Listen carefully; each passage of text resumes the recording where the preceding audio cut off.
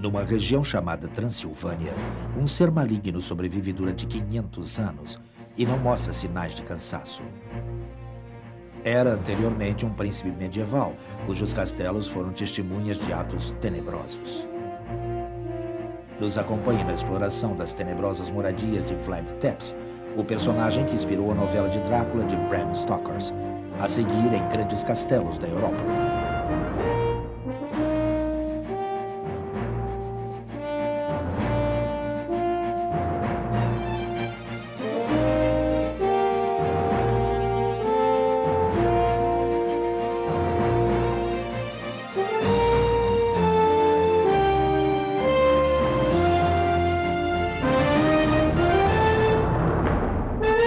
Grandes Castelos da Europa.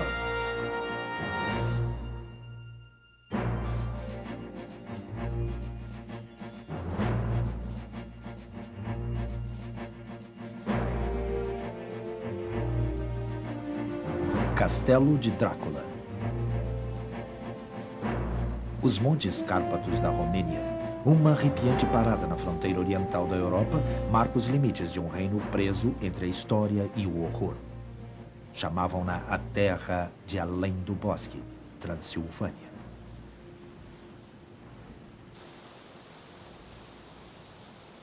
Desde a Idade Média, os habitantes desse lugar têm contado histórias sobre um mal sobrenatural.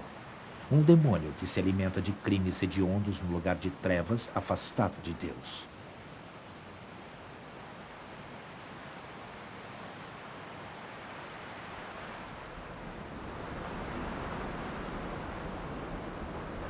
No fim do século XIX, o escritor irlandês Bram Stoker achou esses rumores fascinantes e viajou para a Transilvânia para procurar o nome desse ser maligno.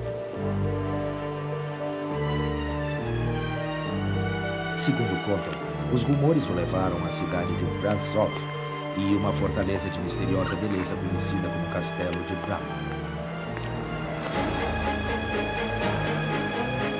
Para as pessoas desse lugar, Bran é o Castelo de Drácula.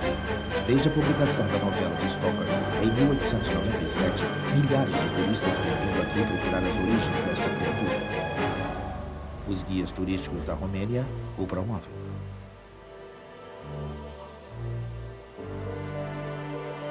Para os amantes do macabro, o castelo se transformou num lugar de culto.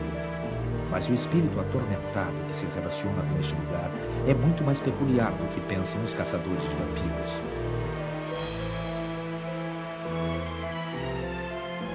Durante a vida, morou em vários castelos. Entre eles, Bran é culpado de cumplicidade, ainda que o mal não o tenha corrompido, como corrompeu a inspiração humana para o Príncipe das Trevas de Bram Stoker.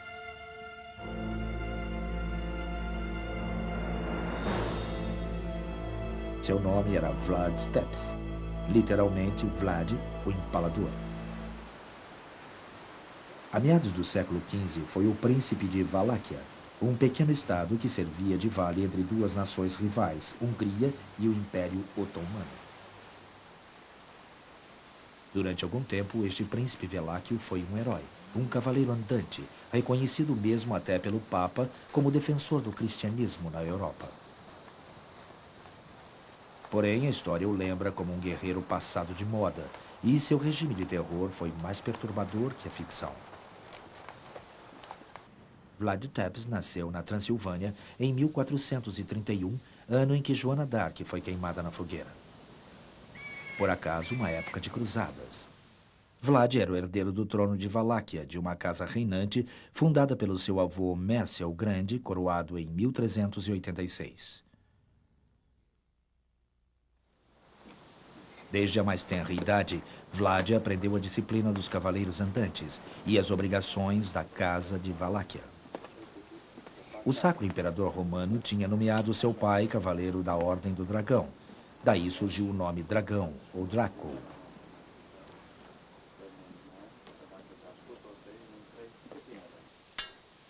Como ele, seu filho Vlad jurou levantar a espada em defesa do cristianismo. Para os cavaleiros desta época, as artes marciais não eram uma questão de tradição, e sim de sobrevivência.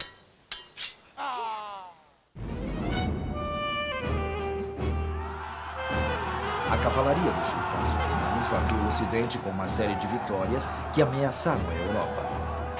Em 1453, os estertores do cristianismo ressoaram em todo o continente. A queda de Constantinopla.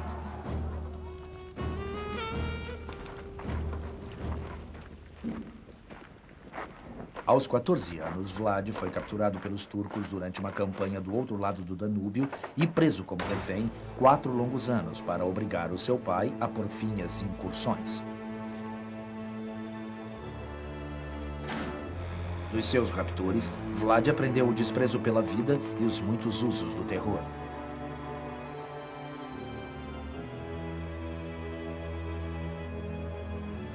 Com o filho de Drácula na cadeia, Valáquia foi um degrau fácil para o grande império da Hungria. Os otomanos destruíram suas rotas comerciais, preparando a grande invasão final da Europa. Sob a espada muçulmana, toda a Valáquia pediu a Critos um salvador. Brasov era a presa mais cobiçada da região. A encruzilhada de Dover era a passagem entre a Europa e a Ásia Menor.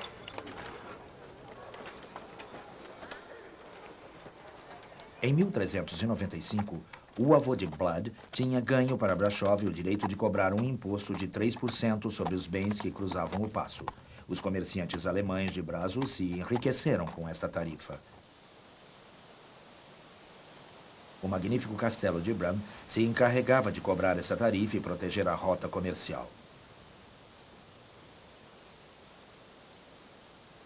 No século XII, Bram foi construído como uma fortaleza para repelir os invasores muçulmanos que usavam o passo de Brasov para entrar na Europa.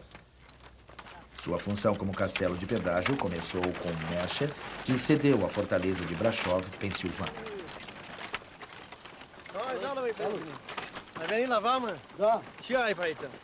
Os soldados de Bram vigiavam a passagem de bens e cobravam a parte que correspondia à cidade.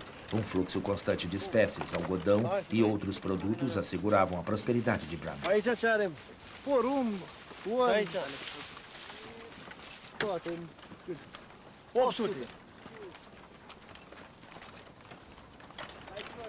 Apesar dos estragos causados pelos turcos, os comerciantes da cidade, chamados de Broyers, ficaram arrogantes e cobiçosos sob a proteção do intimidante castelo.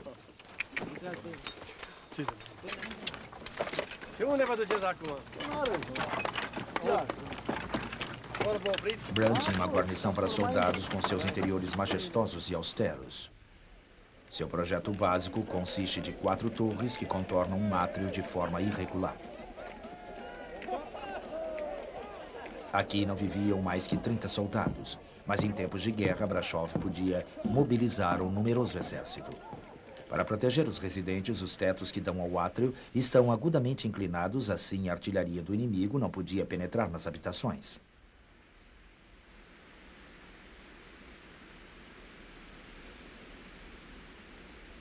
A desordenada disposição das torres e almenas se deriva dos alicerces que foram desenhados para moldar a dura rocha sobre a que se desenhou o castelo. A montanha forma parte do castelo, que recentemente foi remodelado como residência de férias para a realeza romena.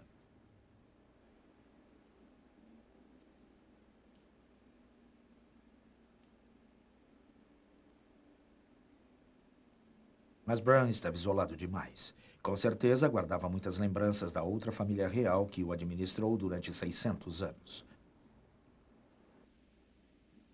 Este é o documento onde Mercia, avô de Vlad Tepes, concedeu poder e privilégios a Brasov e ao seu protetor, o castelo de Bram.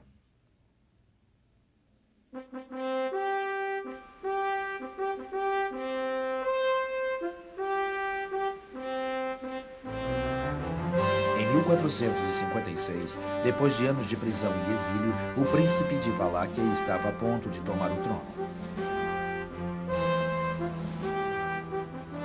A coroação de Vlad Tepes se realizou aqui, no castelo de Tirgovist, capital de Valáquia e centro de poder para os herdeiros de Mercia o Grande. No salão principal do castelo, Vlad, como seu avô e seu pai, foi coroado príncipe de Valáquia. Uma cerimônia cristã acompanhou a coroação e no antigo palácio de Tirgovist levaria a cabo a maior parte do seu governo.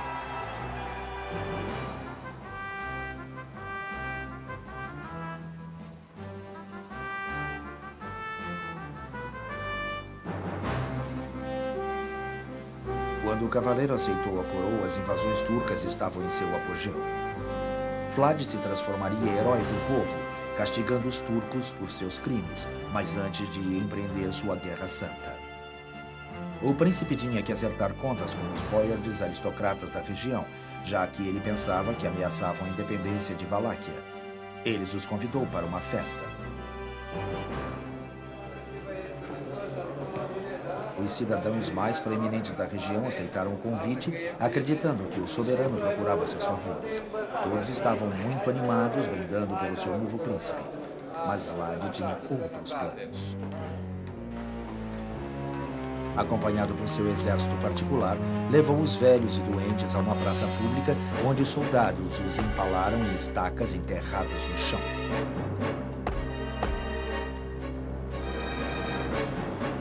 Antes que os mais velhos soubessem do horror da tortura, forçou os boiards jovens, homens e mulheres, a marchar 80 quilômetros até esse ninho de águias no cume dos Cárpatos. Com eles, Vlad fez uma corrente humana do rio Argos até o castelo de Poener, hoje em ruínas.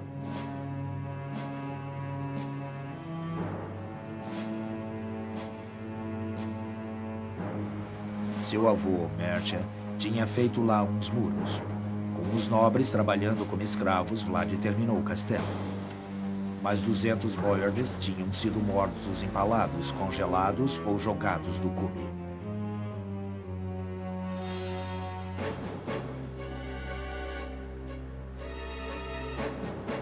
Protegido por centenas de soldados, Poener foi o refúgio de Vlad no início do seu reinado. As muralhas reforçadas com tapumes para repelir a artilharia dos inimigos, que, como príncipe, ganharia. Os planos que o jovem Vlad tinha para Valáquia e para ele eram totalmente utópicos. De suas fortalezas, o jovem príncipe tentou a independência de Valáquia dos impérios que a tinham submetido Hungria e os turcos otomanos. Queria um principado livre, diferente de qualquer outro da Europa de meados do Renascimento.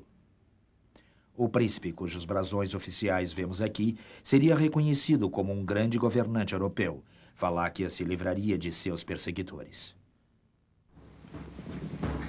Perto de 1458, Tepes iniciou uma série de incursões que lhe deram fama do mais tenaz defensor da cruz.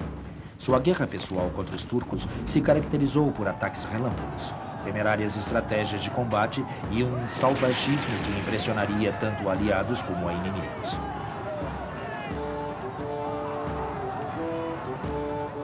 No princípio desta época, o Papa Pio II exaltou os êxitos do guerreiro cristão.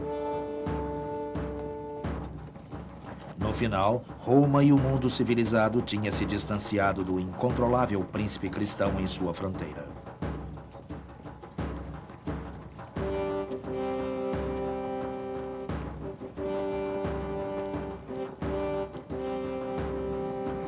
Em 1461, depois de um ataque à fortaleza turca de Gilgil, Vlad fez dezenas de prisioneiros turcos. Estes, junto com 20.000 alemães, búlgaros e inclusive valáquios, foram empalados em estacas perto da capital, Tirgoviste.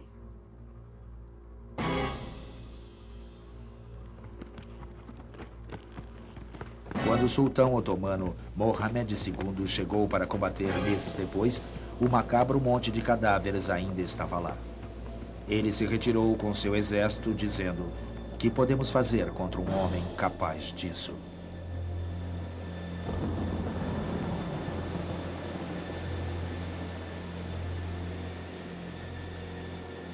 Em 1460, os turcos já conheciam o filho de Drácula como Kaziklo Bey, o Empalador. Mas os excessos do príncipe não foram só contra os turcos. Empalou embaixadores estrangeiros por insultos imaginários, estudantes alemães acusados como espiões e a outros por supostas infidelidades. No final do seu reinado, tinha matado a 100.000 dos seus compatriotas, a quinta parte da população da Valáquia.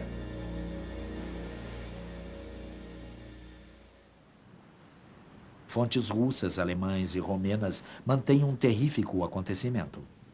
Segundo eles, Vlad convidou centenas de doentes e miseráveis balaios para um banquete perto de Tirgoviste. Quando o príncipe perguntou, "O que mais vocês querem?", eles responderam, "Alivia a nossa dor e pobreza." Vlad ordenou que fechassem o salão por fora e lhes pusessem fogo.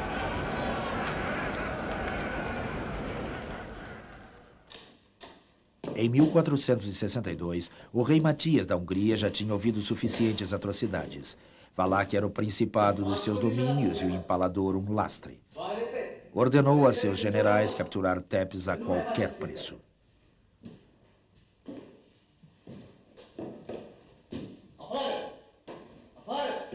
Mas agora Vlad se dirigia para eles.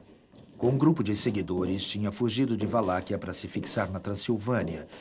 Com as legiões de Mohamed pisando nos seus calcanhares, cruzaram o Danúbio. Depois, esses barrancos com seus cavalos ferrados ao contrário para se livrar dos seus perseguidores.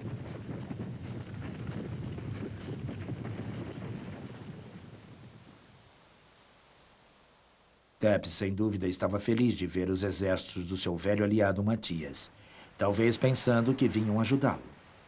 Em vez disso, o acorrentaram. E foi preso em algum lugar da Transilvânia, talvez no castelo de Bran.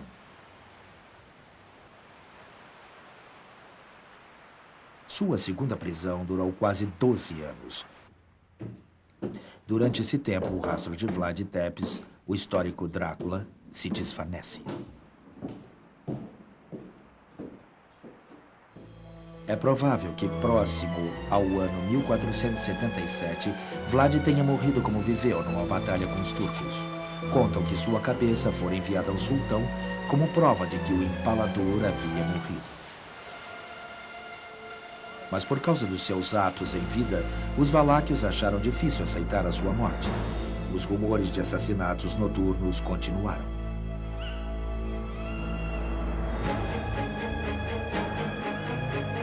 Logo, a lenda do empalador se juntou ao relato desta singular criatura da Europa Oriental, o vampiro. Antes da época de Vlad, o povo pendurava alho nas portas de suas casas, e os túmulos eram rodeados com estacas como proteção contra um ser maligno que vinha do além.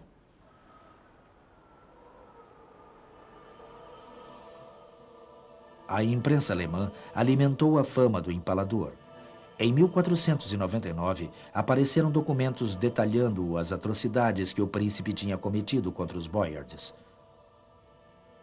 Mas aí o empalador já era conhecido como o tétrico nome de Drácula, que significa filho de Draco e o diabo.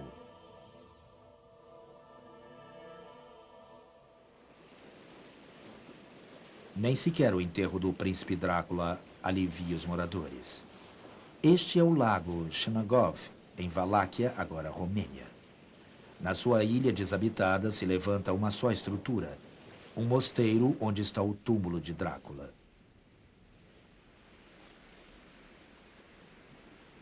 No apogeu de sua vida, Drácula mandou erigir o mosteiro para, de alguma forma, pagar seus pecados. No interior há um arrepiante túmulo vazio.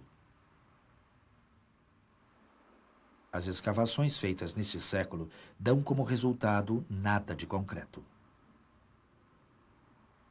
As implicações são óbvias demais.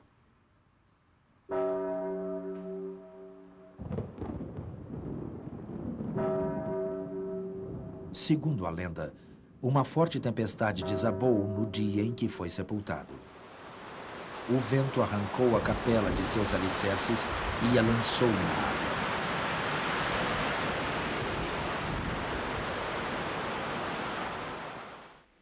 Se Stoker usou Bran como modelo do castelo de Drácula, exagerou suas características, mas captou sua essência.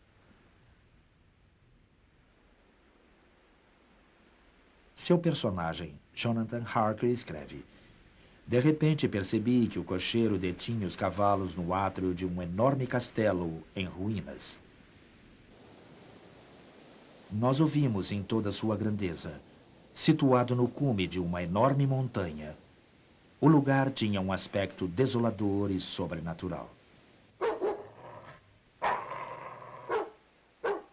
A obra de Bram Stoker reúne os relatos folclóricos romenos e alemães na sua origem, o histórico Drácula. Se não fosse ter pelo sucesso enorme da novela, Stoker e seus outros contos de terror seriam desconhecidos. Mas é difícil acreditar que a personagem da tumba desta parte da Romênia ficaria no anonimato para sempre. O legado deste príncipe valáquio de alguma forma teria saído para a luz. Mas o professor Van Helsing descreve o vampiro de uma forma que seria um epitáfio adequado para o verdadeiro príncipe das trevas. Os não-mortos não morrem como a abelha. Quando picam uma vez, sua argúcia cresce com a cera. Se faz mais forte e, ao fazer-se forte, tem mais poder para fazer o mal.